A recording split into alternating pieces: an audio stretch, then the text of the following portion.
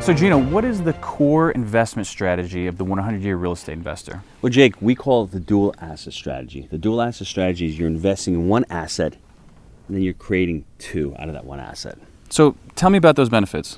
There's a lot of benefits to it. The first one is safety. You're getting safety from this strategy. The second one, it's protection. You're protecting yourself. There's qualities of protection in this asset. The third one, it's control. Jake and I and the 100-year real estate investor mindset, we love control.